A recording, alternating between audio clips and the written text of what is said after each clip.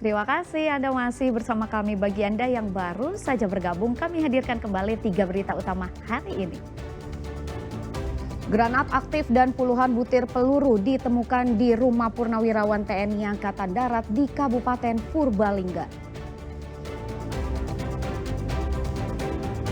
Puncak perayaan Waisak di Candi Borobudur disemarakan dengan pelepasan ribuan lampion sebagai bentuk pemujaan terhadap Sang Buddha.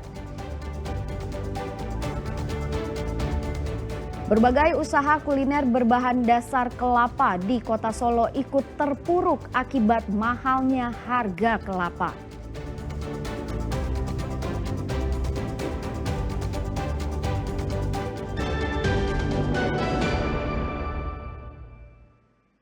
Ribuan umat Buddha mengikuti puncak perayaan Waisak di Kompleks Candi Borobudur, Kabupaten Magelang. Selain berdoa, puncak perayaan Waisak juga dimeriahkan dengan pelepasan ribuan lampion sebagai bentuk pemujaan umat kepada Sang Buddha melalui api.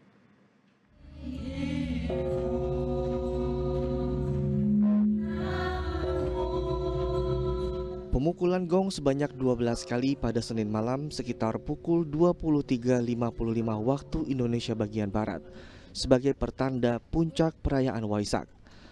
Selanjutnya biksu dan umat Buddha melakukan meditasi yang dipimpin oleh Bante Wongsin Labiko Mahatera. Doa pada puncak perayaan Waisak ini berlangsung hikmat di Kompleks Candi Borobudur, Magelang.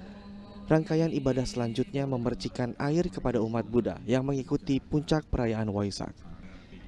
Ini merupakan momen penting bagi umat Buddha yang menggambarkan 3 peristiwa, yaitu kelahiran, kematian, dan perjalanan menuju kesempurnaan bagi Sang Buddha Gautama. Itu momentum di mana pada saat itu terjadi sebuah rentetan atau peristiwa di mana 3 peristiwa penting di dalam Buddhism, yaitu memperingati 1, lahirnya Pangeran Siddhartha ke dunia. Yang kedua, Pangeran Siddhartha mencapai pencerahan agung menjadi seorang Buddha. Dan yang terakhir adalah parinirvana dari yang Buddha itu sendiri. Sebagai penutup rangkaian ibadah, biksu dan umat Buddha menjalani prosesi pradaksina atau berjalan kaki memutar Candi Borobudur sebanyak 3 kali, searah dengan jarum jam seraya memanjatkan doa.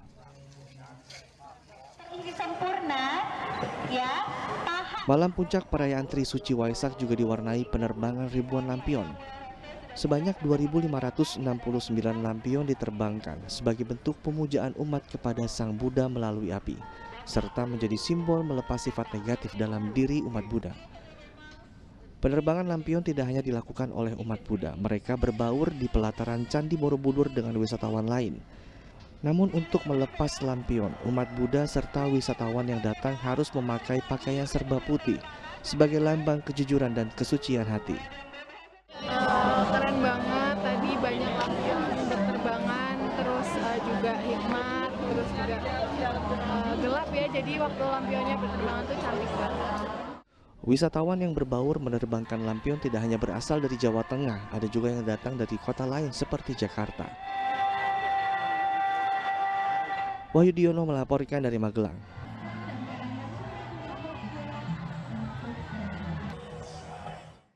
Sebelum acara puncak, api dan air suci diarak warga dari Candi Mendut menuju Candi Borobudur. Kirap ini sekaligus melambangkan perjalanan spiritual manusia menuju kesempurnaan.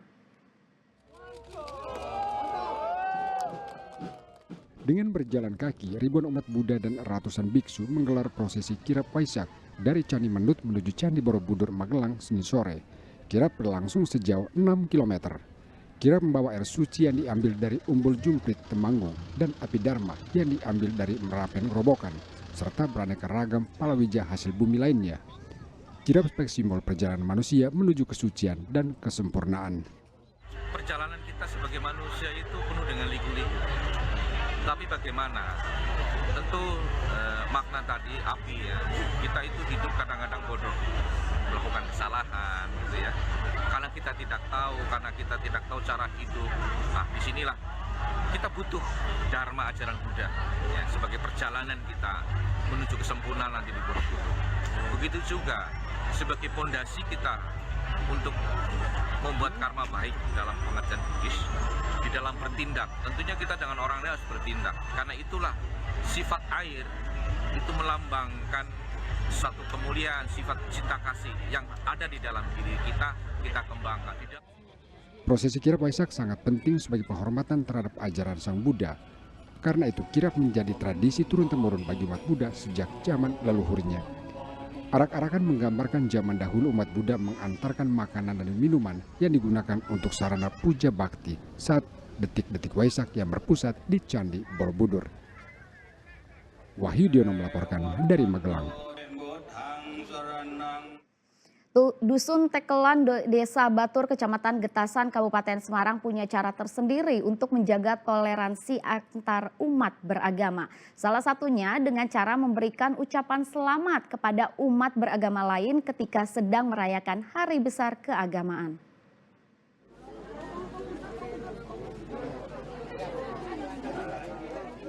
Pada perayaan Trisuci Waisak Senin kemarin, umat Muslim dan umat Kristen yang tinggal di Dusun Tekelan mendatangi Wihara Buddha Bhumika. Warga berbaris, kemudian satu persatu menjabat tangan umat Buddha, sembari mengucapkan ucapan selamat kepada mereka yang merayakan Waisak persis di depan wihara usai umat Buddha melaksanakan ibadah.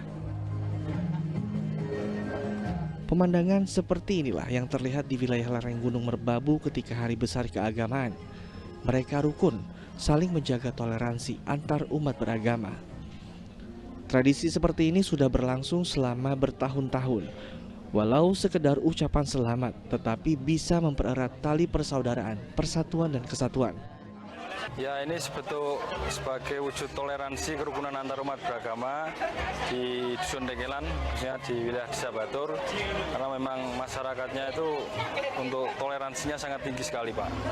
Jadi terkait dengan perayaan sini kebetulan ada 3 agama di Dusun Tekelan ini, ada Muslim, Kristen, sama Buddha, sehingga setiap ada perayaan itu yang non Buddha seperti ini ya ikut merayakan, mengucapkan selamat. Itu sebaliknya kalau di kampung itu memakai bahasa tradisi salaman. Salaman itu berjabat tangan. Itu penting karena orang yang berjabat tangan itu berarti kita langsung menyentuh apa yang menjadi tujuan kita. Dan tanggapan dari warga umat Buddha itu senang sekali. Warga Desa Tekelan selalu menjunjung tinggi toleransi, walaupun mereka berbeda keyakinan satu sama lain, tetapi mereka saling menghormati dan menghargai. Yulianto melaporkan dari Kabupaten Semarang.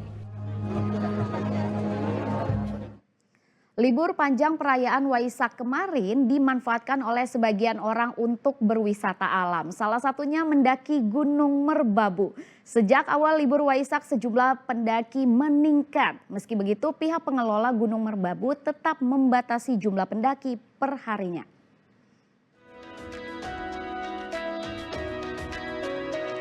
Ratusan pendaki memenuhi base camp pendakian Taman Nasional Gunung Merbabu melalui jalur Tekelan, Desa Batur, Getasan, Kabupaten Semarang.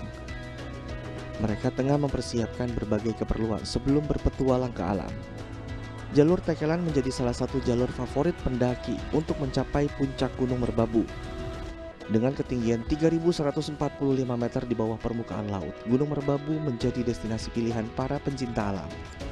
Pendaki yang hendak naik ke puncak Merbabu ingin menikmati suasananya yang indah. Tetapi untuk mencapai puncak, para pendaki biasanya telah menyiapkan keperluan mereka masing-masing. Mulai dari alat perlengkapan masak, baju hangat, jas hujan hingga mental dan fisik yang cukup kuat. Rombongan dari mana ini, Mbak? Dari Bandungan. Dari Bandungan? Iya. Kenapa ini daki libur ini? Mengisi waktu luang aja sih.